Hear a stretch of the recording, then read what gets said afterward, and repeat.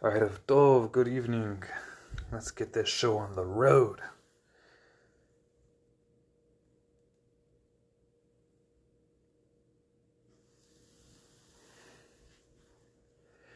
Baruch atah Adonai Eloheinu melech haolam asher qiddashanu b'mitzvoto u'tzivanu lahadlik ner shel Chanukah.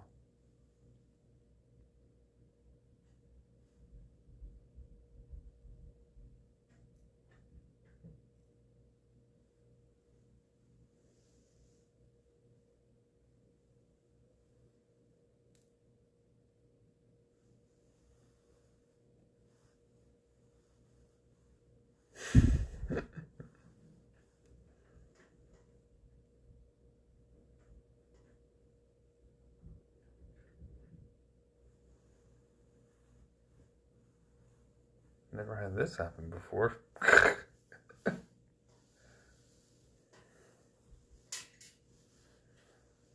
Baruch atah Adonai Eloheinu melech haolam she'asa nisim la'avotenu b'yomim ha'hem b'zaman hazeh.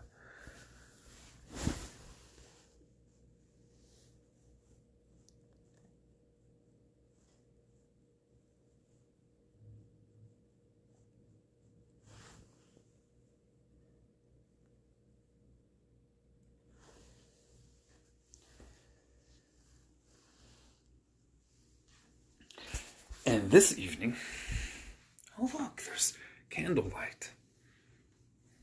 And this evening, I guess, what shall we talk about?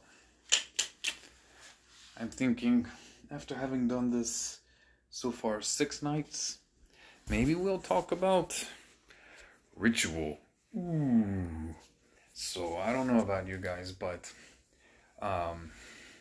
in the culture that I grew up in, which I'm not blaming it on my parents, because my parents were not extremely religious extremists in any way, but I grew up in a predominantly Protestant area and voluntarily went to church quite frequently when I was old enough to make that request and effort.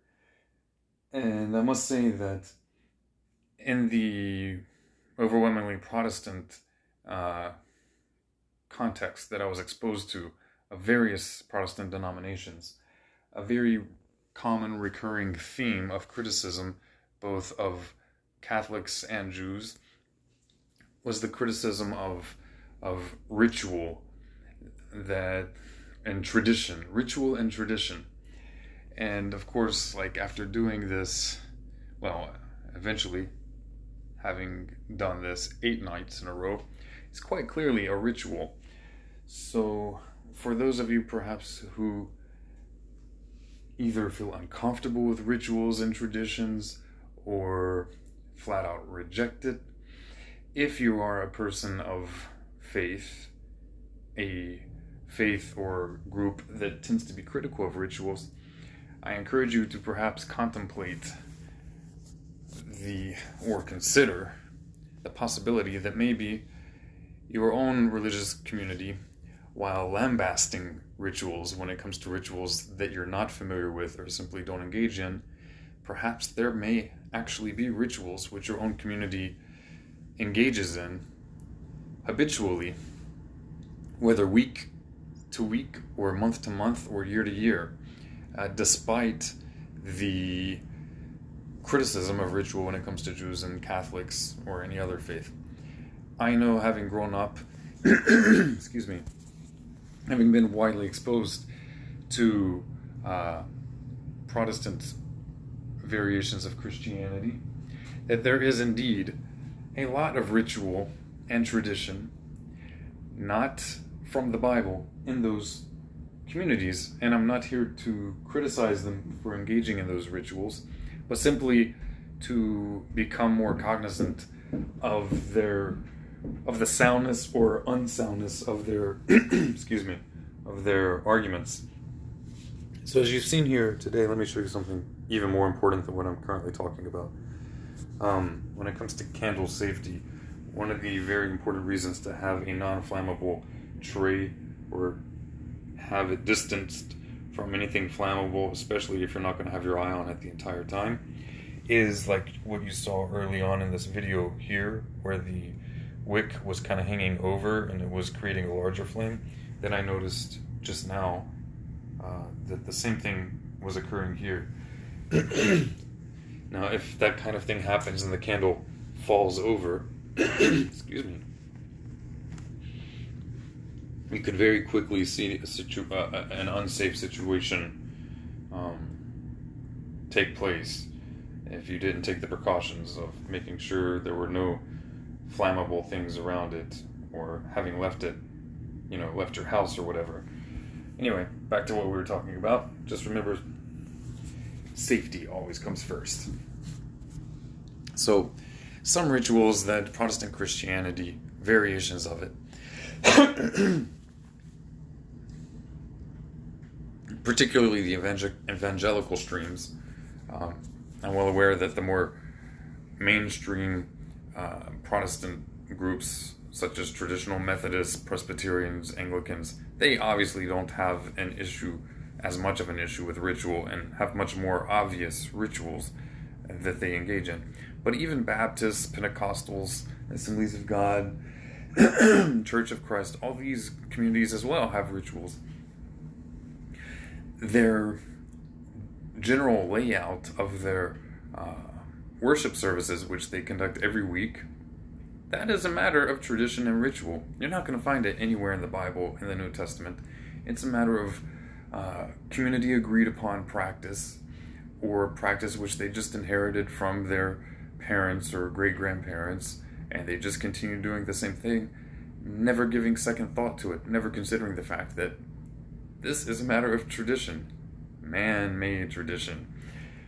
Same thing it's the same issue when it comes to certain favorite songs. There may be certain, and often are, certain songs that certain congregations prefer to sing every week, or a few times a month, or at certain special occasions.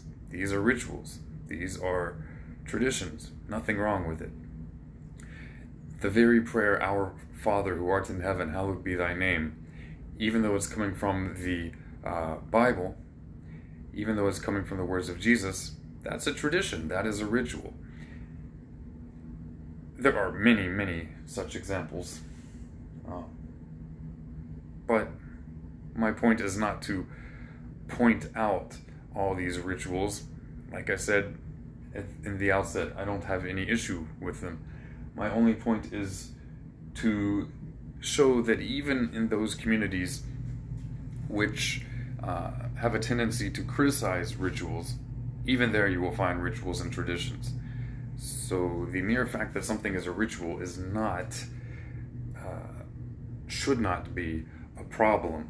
The question should be whether that ritual is something which is edifying, whether it's something that strengthens or fortifies in a community or in oneself certain concepts, principles, or habits that are praiseworthy and beneficial to the people around us, or whether those rituals or traditions perhaps are doing more damage than good.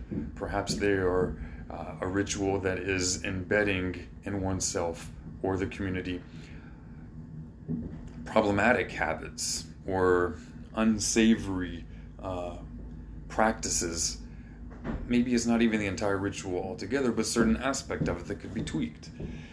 Is the ritual proliferating from generation to generation or day to day in one's own mind certain misconceptions and beliefs, whether or not those beliefs are contradictory to the Bible or to history? So these are aspects that should be of ritual that should be considered and possibly criticized and corrected.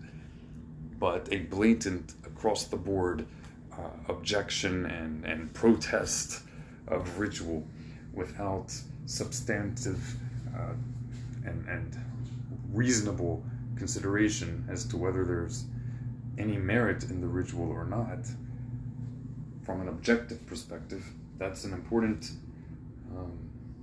thing not to lose sight of. That said, I think I need to go ahead and get going. So you guys have a good night. See you tomorrow. Bezrat Hashem. God willing. Yalla bye.